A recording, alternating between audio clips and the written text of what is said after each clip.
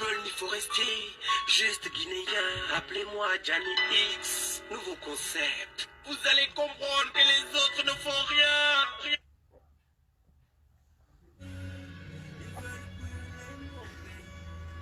Ils ont les calages et les bars.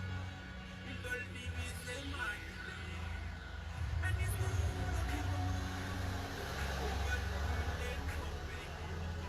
ils ont le gaz et les bâtards. Ils veulent diviser ma ils veulent brûler mon pays. Brûler ma Guinée. Brûler mon pays. Brûler ma Guinée. On a décrété l'état d'urgence pour donner la chasse aux loupards épouvantes. Et même la chasse aux loupards n'a pas donné lieu à des crimes, mais il y a eu des morts. Opposants, gouvernants, du pareil au même. Les opposants d'hier sont les dirigeants aujourd'hui, mais les terrains et les manières d'hier sont les mêmes aujourd'hui. L'armée est restée la même, celle qui tire à balles réelles sur l'axe. Là ils sont faux, il y a l'axe qui est resté rebelle. Ceux qui veulent pour certains, manipuler pour d'autres, négliger pour moi une jeunesse laissée pour compte. Quand il y a pas de vent, ce sont les premiers qui sortent. Si on parle de démocratie, c'est bien parce qu'ils sortent. Jean-Marie s'en est servi le 28 pour le stade. Quand il est devenu ministre, il les a traités le loupard. Ils ont les sens et les brigades. Ils veulent brûler mon pays. Ils ont les calages et les bars. Ils veulent diviser ma Guinée. Un discours de pyromane. Ils veulent brûler mon pays. Ils ont le gaz et les bâtards. Ils veulent diviser ma Guinée. Ils veulent brûler mon pays. Brûler ma Guinée. Brûler mon pays. Brûler ma Guinée. Nous sommes Guinéens. Parce que moi je peux montrer la tombe de mon père. Il décède à la le professeur Babane ne peut pas montrer la tombe de son père. Savoir parler au président, c'est de l'éducation. C'est quand même après tout la première des institutions. C'est pas moi qui le dis ça, c'est la constitution. Pour avancer, on a besoin d'une nouvelle vision. Sera faite que d'amour et de respect. Entre les uns et les autres, on veut du respect. Entre les bleus et les maléquins, on veut du respect. Entre les riches et les pauvres, on veut du respect. Les militaires et les civils, on veut du respect. Les opposants, les dirigeants, on veut du respect. Les commerçants et leurs clients, on veut du respect. Pour une Guinée commune, il faut qu'il y ait du respect. Ils ont les sens et les brigades. Ils veulent brûler mon pays. Ils ont les calages et les bars. Ils veulent diviser ma Guinée. Un discours de pyromane. Ils veulent brûler mon pays. Ils ont le gaz et les bâtards. Ils veulent diviser ma Guinée. Ils veulent brûler mon pays. Brûler ma Guinée. Brûler mon pays. Brûler ma Guinée.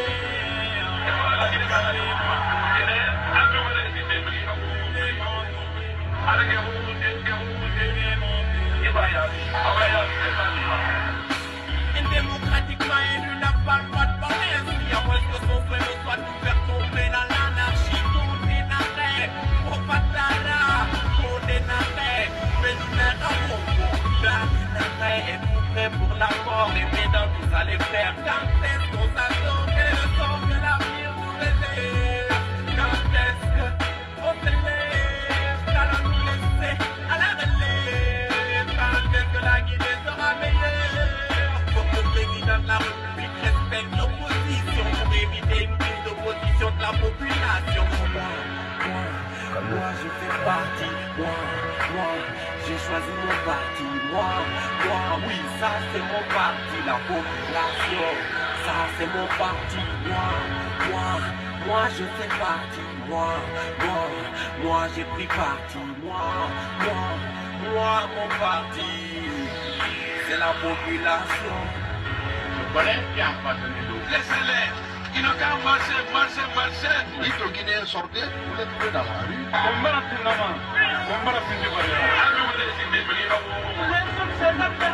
en les qualifiant de chiens. Ils ont déjà échoué. Il faut maintenant qu'ils quittent le pouvoir. Pourquoi est-ce que les violences se font en Guinée? Parce que c'est ce qu'on veut qui se fasse, qui se fasse, qui se fasse.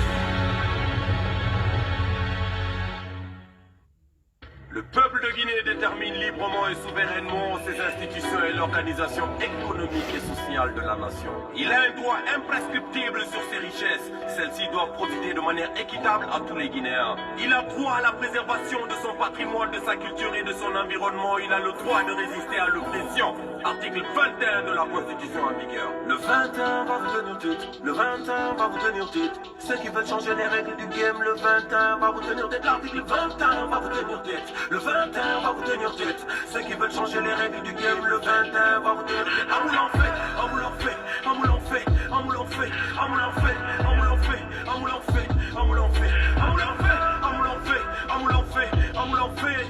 Ceux qui veulent changer les règles du game, le 21 va vous tenir tête. À moulin fait, à moulin fait, à moulin fait, à moulin fait, à moulin fait, à moulin fait, à moulin fait, à moulin fait, à moulin fait, à moulin fait, à moulin fait, à moulin fait.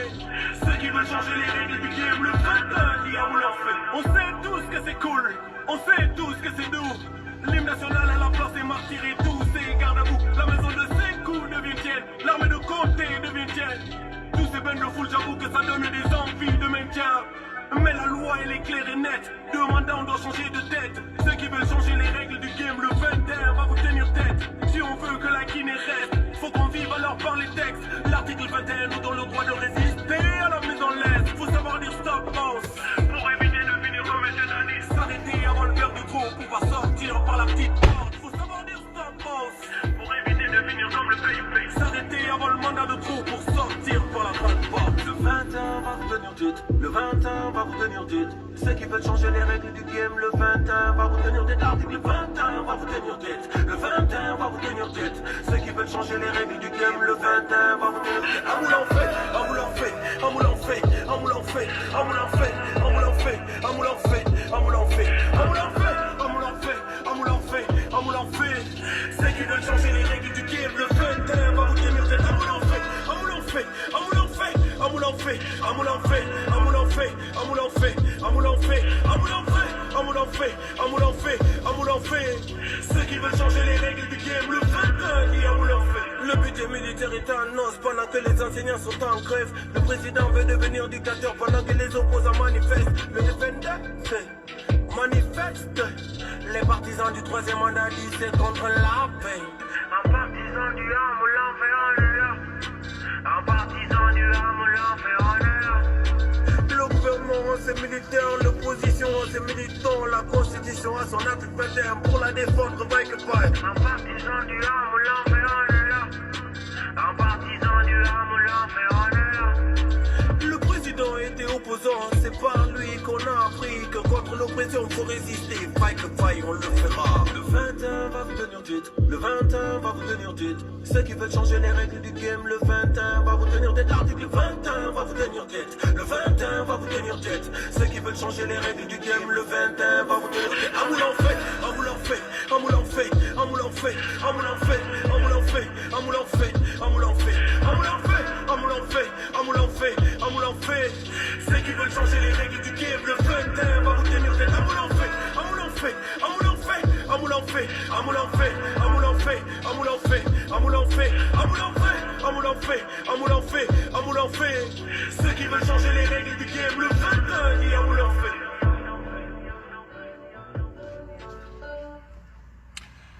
Yeah, what's up la famille, ça va? Assalamu alaikum, on va checker.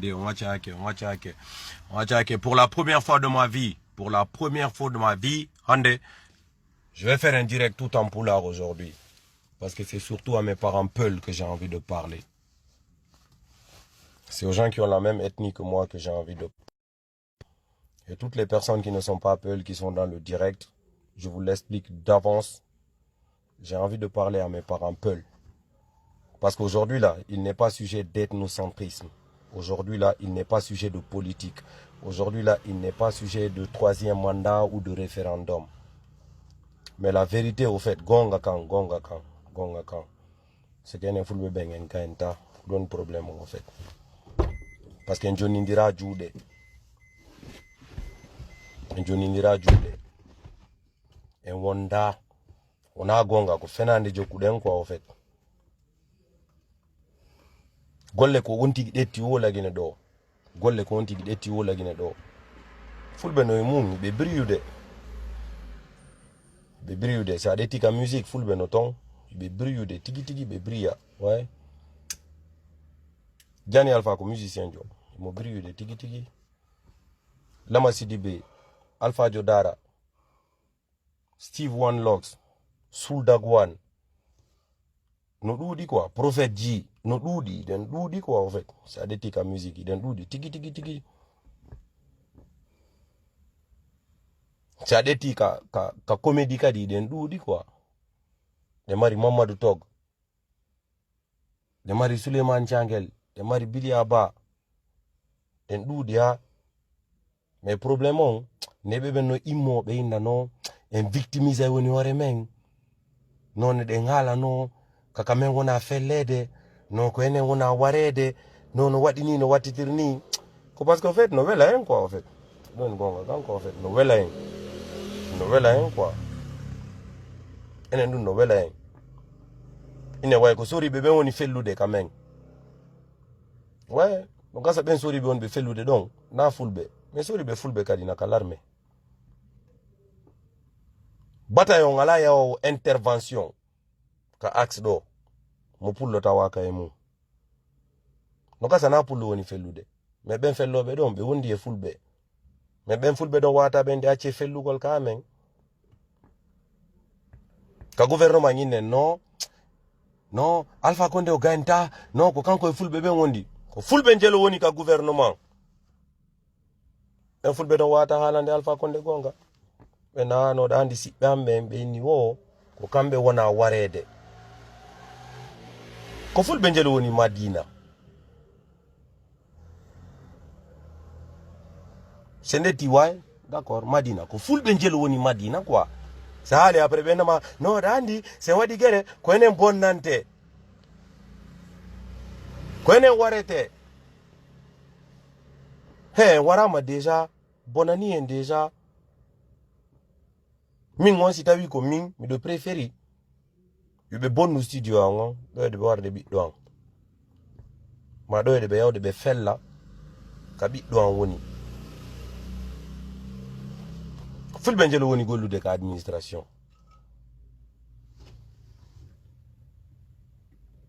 nde miɗo wima je suis de l'axe et j'en suis fier yimɓe ɓen sikka non ko politique mi woni wadde non ko propagande mi woni wadde non na propagande mi woni wadde na politique mi woni wadde min kaka axe mi woni ouais parce que ɓen an kaka axe darni donc min kaka axe mi woni na fiyande mi woni goɗɗo mi wawi yeɓude c'est à dire coggu joddi suudi telen lambagne maɗum telen kalum maɗum mi yeggitata way nenange baba an kaka axe woni 130 personnes ouais ɓen no mayi ka axe ɓenen jooɗoɗen hay joni quoi en fait tranquillement quoi après Jani Alpha so yimi ko wena non min je suis un leader de l'axe mi ala quoi min ko mi leader ka axe mais hay joni way mi wawani mobilise gol artiste ɓe lagine ɓen fo woni sosojo woni maninkajo woni forestier mina ɓe way he are yewten mi invité on ka studio are haalen fingol jimol ɗo inneɓe he yiɓe warude fayɓe ɓen ka menen min huɗi ɗon ka nene ange baba an huɗi ɗon ka baba an darni ɗon ka kotiraɓe am ɓen huɗi ɗon ka miraɓe am ɓen huɗi ɗon ka yayiraɓe am ɓen huɗi ɗon hey ɓe warude yiɓe fellude hara ko tigi tigi ɓen jooɗi quoi c'est tranquille seno ko min julajo min nane way bon ok donc hande grève no woodi manifestation no woodi min way no hande mi yata golle mais ɓe wara quoi en fait dow ton biminde ñande yaha golle a haalata a monotako mettatama quoi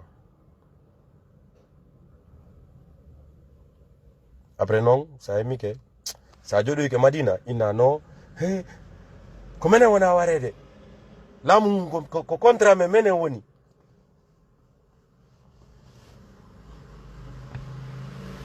c'est-à-dire ko apullo quoi a jangi no kasa ko hamdallah da janguda école primaire madum bambeto madum koza madum pita madum labe a jangi a gayni jangude hande a fudike golude ka bank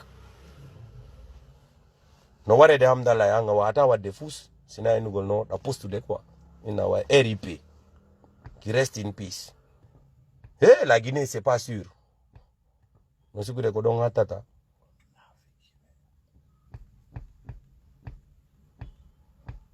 no sigude ko don hattata non haray ko naafigiyagal non haray ko naafigiyagal non si don fala yimbe be yurme en be yurmete en tu me be wallata en se yurmi kini ke yimbe ben ko be yurme en tu quoi en fait mais so ngoli yimbe ben non way ko tigi jokuden quoi en fait ko sobe jokuden ko bibe amembe wona warede ko faybe amembe wona warede kakame wona fellede gaz kakame tun fettata ouais premier imam mon grande mosquée Faisal o haali quoi en fait no si tawi leydi marsata bete acce warugol bibbe amen ben ondole na pullo ko sosojo bayler halgol gonga yewti o immike o haali gonga quoi en fait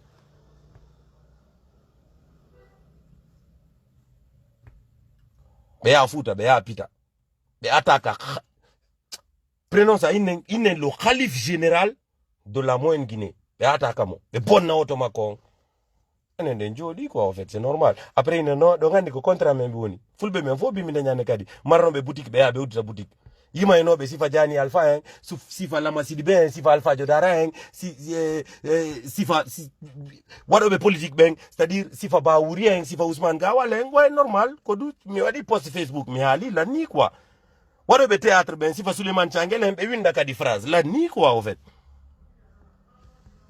tu vois c'est ça quoi en fait jouer be ballon ben Sadio Diallo il vient de l'axe mon frère kaka axe do woni kamako mais d'où non faut no wadde ay jono wadani post Facebook en ngolay atire ni wargol kakame wonno warde tant que vous continuez utiliser gol balji din ka quartier en don mimi joanta sili national ande kadi ouais communauté ona comme Blood Boy les leaders de l'axe tout ça là tu comprends ce que je veux dire tant que on a tiani wargol fa be on a fi politique mi on halande do je m'en fous de ça. Politique, troisième mandat, le troisième mandat, c'est des opinions, c'est personnel. D'où non quoi. Mon kala intérêt du monde non quoi. Parce que mi andi hande ko nendo. En fait, haju la Guinée ala ye goto quoi en fait. Haju la Guinée ala ye goto haja ka fi la Guinée. Mon kala ko hore mu wonani. Ouais. Mais bi be fulbe be won be ngolude, c'est-à-dire golo be men ka banque ji. Won be ngolude Madina. Ouais, won be ngolude Zere Kore, won be ngolude Kankan. No wattude mais joni ne jodi quoi après sike no ngonu après ne non ko maninka be woni ida en no ko soso be woni ida en no ko fore se be woni ida en ko enen tigiri woni ida ore men c'est ça la vérité ko enen tigiri woni ida ore men halindira ne non quoi en fait ka gouvernement Alpha Condé ko fulbe njel woni ton conseil des ministres be waday dum chaque semaine chaque mercredi be waday conseil des ministres. C'est là le gouvernement yaltinane a joni communiqué officiel inugol à partir d'aujourd'hui nyande kural tigi fetitik axe do wo on fop on destitué ouais parce que ministre be fulbe woni ben ka gouvernement hajuma be alay mu non na fi politique na ministre jo wondo RPG madu ministre jo yudo mi anda UFDG madu député jo yudo RPG ça veut dire donc andi ko nous problème ko nous c'est ngi ya joni c'est-à-dire soyez ka assemblée ndeno hale fi ko mbe wona ko warede ka manifestation jido benna il y a eu 130 morts, il y a eu 139 morts, 140 morts. So ngi ya joni achani ko parce que ministre be même ben fulbe ben mais konko wona haale dum fo dum andi ko fulbe ka c'est beni 139 morts 140 morts 130 morts on andi no fo ko fulbe ka mais somi atiane joni ça veut dire que député be fulbe ben wonbe ben ka assemblée nationale be ala inu de be député be he atirani politique saw seda atirani warindirgol quoi en fait inebe be wonbe warde do ngandi he ko menen be woni warde goy ko sobe ko menen be woni fellude hore mum ko sobe ça veut dire ko sori be fulbe wonbe ben ka l'armée hay joni be hala nani be he ko wonna fellude don dan ko sibbe am won wa fellude dan no wankadi ko sibbe ma say artiste be ben be artiste be bunbe c'est-à-dire ko sosobe ko fulbe ça veut dire min artiste on jani alpha hay joni mi famina nani be he to ngandi kaka am be woni fellude ni c'est-à-dire que lama sidi be famina nani wonbe ben wadde artiste mama ya alpha jodara o famina nani be go hay joni ko ene wona warede continuez quoi en fait tranquillement normalement wonira non quoi c'est normal c'est normal.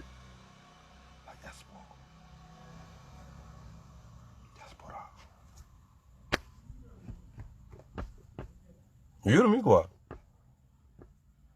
Vous ne venez en Europe quoi en fait. On a regardé en Europe quoi. Ça va, c'est tranquille. On dit Europe ouais, c'est tranquille. Voilà on poste Facebook tout quoi, non ouais. Hey, be war demain. Hey, be idaeng. Hey, koni e kona.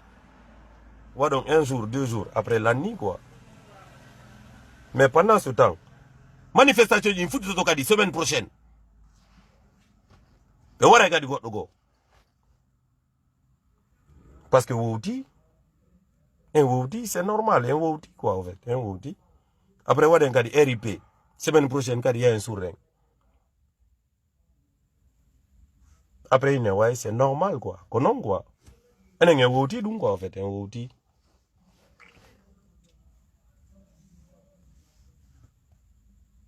Vidéo je dis mi poste ding, je mi poste vidéo Facebook. On y porte, on y impactons. Ouais, kaka amen wadi, kaka galle bengan wadi. Min bengan kaka axe do darni. Kaka amen wadi, gazon, konko yidon gazon don ouais, kaka amen wadi. Semaine fatu ne bengan ne ouais, kaka amen wadi. Gaz feti, ouais, parce que ouais, no pagay de quartier ouais, benati da ne gazon feti na kander courant. Ouais. Nen couré de millions non kadi kaka amen fella. Non n'a balle perdu. On tigre ngi ko portaillon fella. Traversi portaillon ye nato y kander madi. Ouais. Non ça va quoi en fait, c'est tranquille. Ouais kaka amen wadi. Mais on y mi wadi, porté on wadi. Ba mi wadi do direct Facebook, c'est-à-dire ibibimbi mi alni on ouais mi wadi direct Facebook à minuit. Mi hala fidou. Et on est bientôt près de 4000 personnes d'Endar de direct Facebook. Kala leader d'opinion peul, motawi dun non musu demo, no metu demo. Ko be wadi kon khalifon pita. Ko wona kon ware de ka axe. Ko ene ten kon non, be wali contre mais non ko fulbe ben be ko fulbe ben, ko enen ko fulbe ben ko toujours ko fulbe ben wona dabitede. Hale quoi. Hale, mokala yo halu. Mokala yo halu. Sérieusement quoi. Commerçant mebe Madina. Hale quoi. Hale on a dit hale. Les importateurs, les exportateurs, oui. Parlez quoi. Faites votre commission et parlez.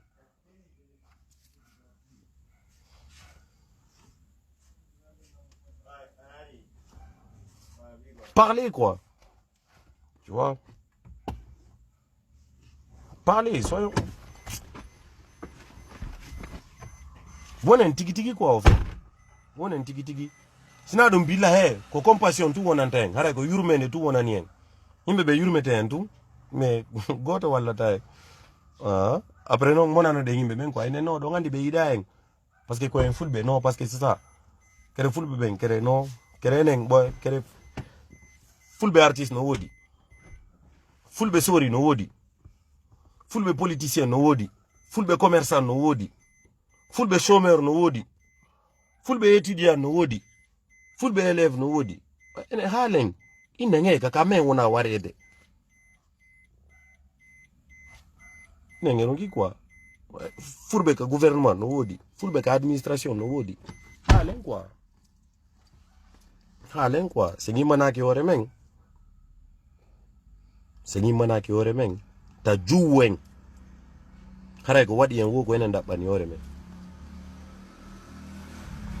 nande fi c'est-à-dire ouais ala ni jangude ay bi mbudi ouais joni ouais da wayde tude appartement kipe ouais da wayde tude appartement kalum ouais da wayde tude appartement lambagni tu comprends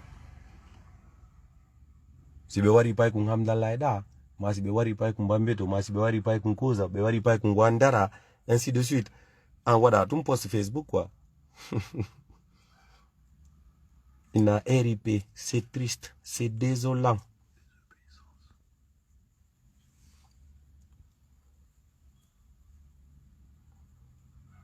Donc, si vous voulez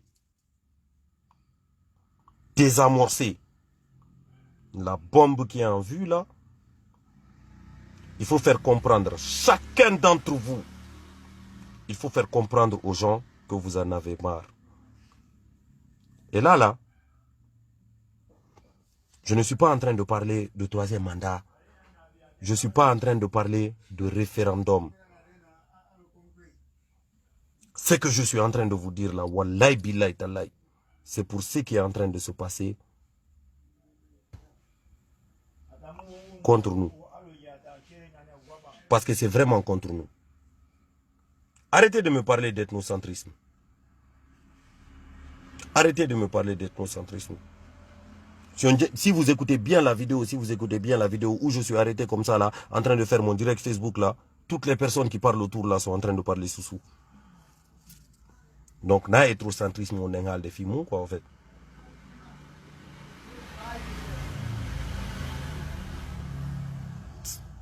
On a maninka jo monani poulon. On a soso jo monani poulon. On a forestier jo monani poulon. Ko autorité on woni warde fulbe ben. Et dum don si mettani fulbe ben, mettata goddo go.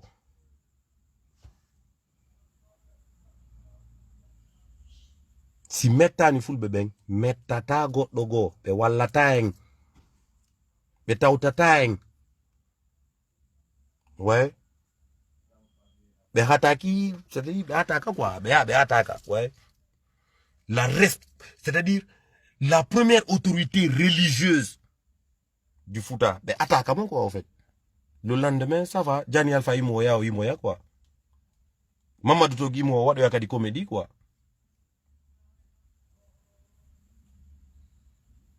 XY Diallo, XY Ba, XY de la main, Imoya Golé quoi. C'est tranquille, c'est normal.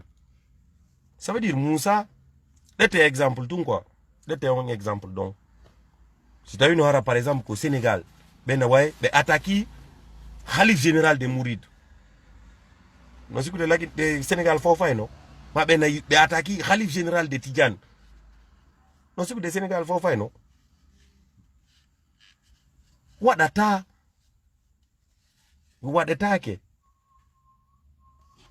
Mimi monanaki artiste de Maninka jo ay goto. Moussoutenani c'est-à-dire ko wona kon warede ka accident mi monanaki ay goto e mabbe mi monanaki artiste soso jo ay goto parce que ko pourtant me den ngani diri mais faut me de weldi me den jawda me den cipoda mais say be halani fi mu ngay joni ko parce que way min tigri Gianni Alpha mi do hollude be way ala lan dérange de quoi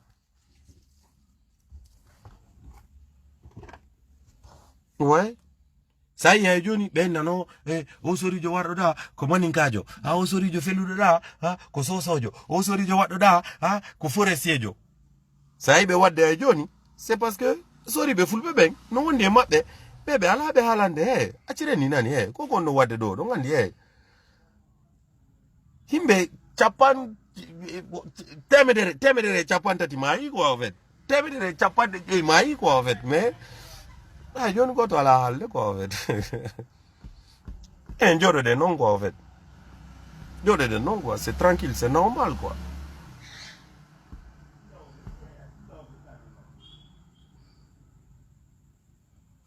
Video ko mi holli on kon kaka galle bengan koko mi posti koko woni wadde ɗo darde o direct Facebook ɗo kaka galle bengan waɗi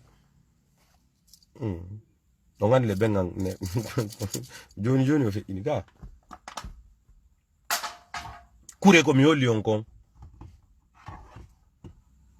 kaka mandi bengan birkije ɗe way ɓen darni ɗum ko afet ko ɗon fella ko afet kon waɗayno ngal kural ka feƴƴi ɗon hara ko nena joɗino ɗon ma ɗum hara ko koto an joɗino ɗon ma ɗum hara ko min joɗino ɗon après waɗa on ɗum waɗa noon lan post Facebook inon RIP ene ɓe wari Jani Alpha ɓe wari Binta e ɗon jooɗi si tawi en haaluno feno ɓe warno Zakariaou si tawi en fo en gimmino haaluɗen billahi wallahi ɓe timmatano ɓe sappo ouais mais ko ɗon waɗata toujours quoi en fait kaka men waɗa ɗon watta ɗon waɗa ɗon watta ɗon ko ɓe warno Madame Boiro si en immino inuɗe wawi tiɗi he meronki accireni haray no accino men en joroɗe no quoi en fait ɓe wara en ɗum après inne ouais hiɓe wali contre men ɓe yiɗamen ko ɓaynamen en laami laamu ngun ko sendangu en foɗen laami mo kala e men no laami nokkugo ka gouvernement Alpha Condé ko ministre ɓe fulɓe njelo woni ton ka commerce ɗo commerçant import export njelo woni ton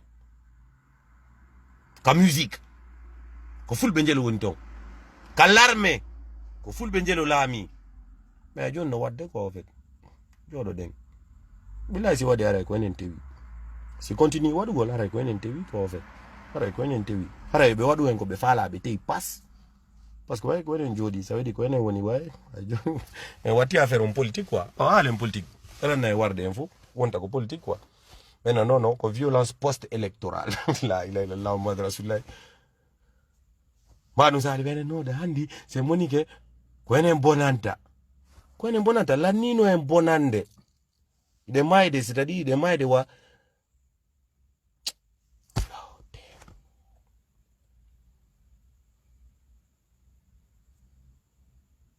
wake up, levez-vous hein, franchement quoi, franchement moi en tant qu'artiste aujourd'hui je ne parlerai plus jamais à un artiste qui n'est pas dans la position de condamner avec moi l'insécurité et l'injustice qui est en train de sévir en Guinée. Ça, c'est moi en tant qu'artiste rappeur. S'il y a un seul artiste en Guinée qui ne veut pas faire comprendre au monde qu'on est en train de vivre l'insécurité dans ce pays-là, je ne parlerai plus jamais avec lui. S'il y a un seul journaliste culturel qui n'est pas capable, un animateur à la radio qui n'est pas capable de tous les jours dans son émission rappeler aux gens qu'il y a une insécurité totale dans ce pays et qu'on est en train de tuer les gens et que toutes les personnes qui sont en train de se faire tuer là, à 99,9%, c'est des peuls et que c'est souvent dans la même zone, je ne viendrai plus jamais dans son émission. Et je ne parlerai plus jamais avec lui.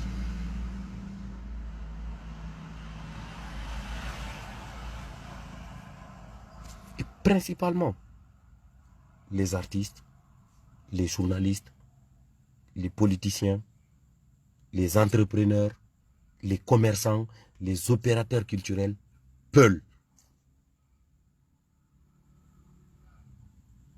Si vous ne vous levez pas pour dénoncer ça, et que ça soit vrai, et que vous le vivez, et que ça se ressente dans vos activités, que ce sont vos enfants, ce sont vos mamans, ce sont vos femmes, ce sont vos pères, ce sont vos frères qu'on est en train de tuer, au nom de Dieu, vous allez me sentir. Parce que qu'on nafigiagal jokuden. Nafigiagal. C'est une famille no enen den jangi. non non menen meɗen neyi non ɗandi menen ko men intellectuel ɓe non intellectuel on ko fenande quoi en fait ɓe wonɓe ka diaspora ɓena non minen ko janggol men yehi minen meɗen gari Angola ɗo minen meɗen gari France ɗo minen meɗen gari ɗo ko fi daɓɓugol non ko fi jande non ko fi ɗum ɗo ala o mettude so wino continue da joni c'est que ala o mettude o ngimmanaki woni na kamɓe a ñeng ko enen woni yiɗidira na Alpha Condé woni e wadde ko enen woni waɗdirde ouais ko enen woni waɗdirde parce que a joni kibaro pular no wadde quoi e joni quoi kibaro pular no wodi quoi no wadde e joni quoi après ben way bon ok hande do président ngo waɗi ɗum ɗo hande hara yimɓe sappo warama nde ñande kibaro pular waɗa quoi ouais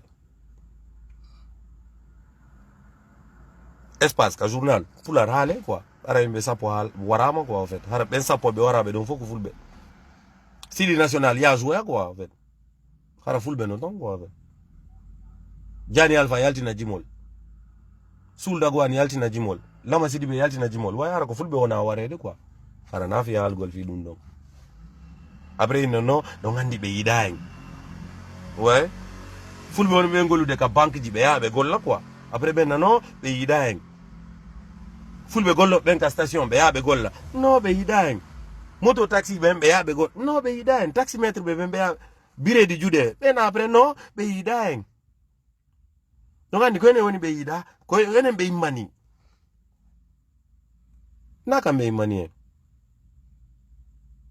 ko enen fempi hoore ndimumen ngun ouais koya e yeye quoi ko enen fempi hoore ndimumen ngun ko ɗum waɗi si ɓe wadde en hay joni lutten ɗon noon quoi en fait joɗoɗen ɗon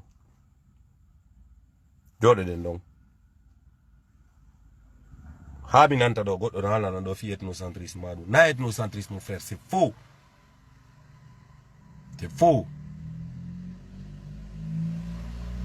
ko fenande na ethnocentrisme na kamɓe woni e wadde ko ene woni wadde hoore men ouais ministre ɓe fulɓe woni ɓe men ka gouvernement ɓe ala haalde fi mum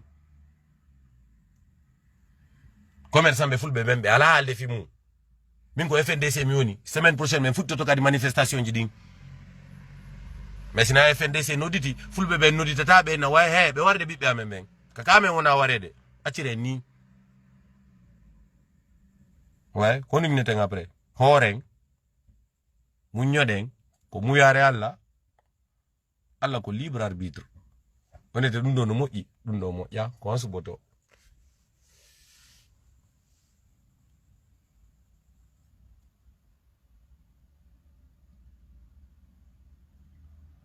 j'espère que en famodiri quoi en fait j'espère que en famodiri min on ɗo personnellement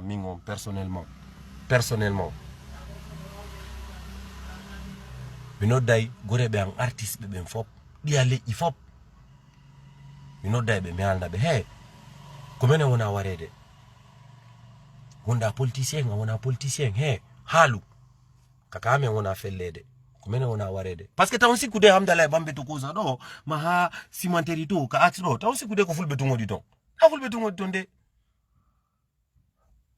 mais ko fulɓe tu wona warede quoi bizarrement ça peut être kona ko hasard ko coïncidence ouais parce que ko enen ɓuuri ɗuɗude ɗon peut-être mais c'est en ɗettani position clairement haalne ɓe mettiti men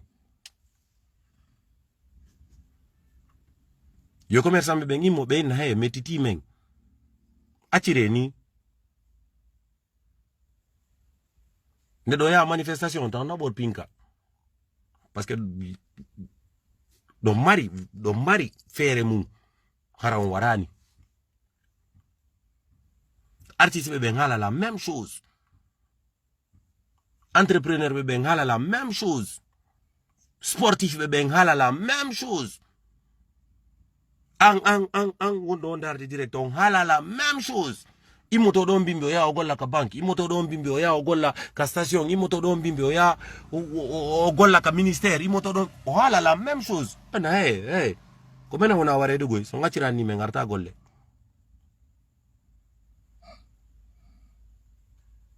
C'est ça quoi. Tant si ku go to wadanta ondu. Go to wadanta ondu mon frère. Personne ne va le faire à notre place. Personne ne va le faire à notre place. Ouais. Je vous le répète encore une fois. La vidéo que vous avez vue, le gaz lacrymogène, c'était dans ma maison familiale. C'est la maison de mon père. C'était là-bas. C'était pas chez moi, c'était dans la maison de mon père qui vient de décéder là. Les impacts de balles que vous avez vus, les douilles que vous avez vues, c'était dans la maison de mon père. C'était pas chez moi. Mais ma mère habite là-bas. J'ai des belles sœurs qui habitent là-bas. J'ai des neveux qui habitent là-bas. Et après, quand je chante, je suis de l'Axe et j'en suis fier. Les gens, ils pensent, non, je fais de la politique. Je ne suis pas en train de parler de politique là. Je ne suis pas en train de parler de politique là. Tout ce que je fais aujourd'hui, si je ne le faisais que pour moi, j'aurais fini avec ça il y a longtemps. C'est parce que je le fais au nom de toutes les personnes là qui sont autour de moi, au nom de toutes les personnes pour lesquelles je m'inquiète, au nom de toutes ces personnes qui s'inquiètent pour moi. C'est pour ça que je le fais.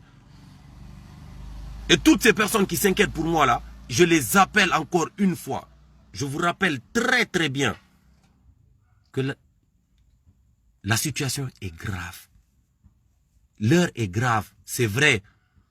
On est en train de tirer sur les gens à balles réelles. On rentre dans les quartiers, on renverse les marmites des gens. Et c'est toujours dans le même endroit. Ça ne vous dérange pas? Depuis 10 ans, c'est toujours dans le même endroit. 139 morts. 130 morts. Et on te dit que c'est toujours à 99% dans le même endroit. Et c'est toujours des personnes qui en général portent le même nom de famille. Ce n'est pas la personne qui est en train de tuer. Ce sont toutes les autres personnes qui appartiennent à la même zone que ces gens-là qui ne réagissent pas. C'est eux qui sont responsables. C'est eux qui sont responsables. C'est eux qui sont responsables. C'est pas la police, c'est pas la gendarmerie, c'est pas le gouvernement. C'est nous. C'est nous. Ce sont tous les artistes peuls là qui sont en train de regarder leurs frères, leurs sœurs, leurs mères en train de se faire tuer et qui ne réagissent pas. Ce sont tous les commerçants peuls qui sont en train de regarder et qui ne réagissent pas.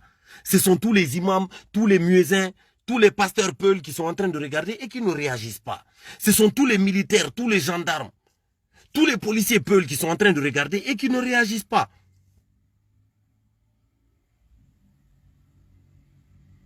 So wake up quoi. Wake up. That's what's up. C'est ce que je voulais vous dire ce soir. On est ensemble. Hi.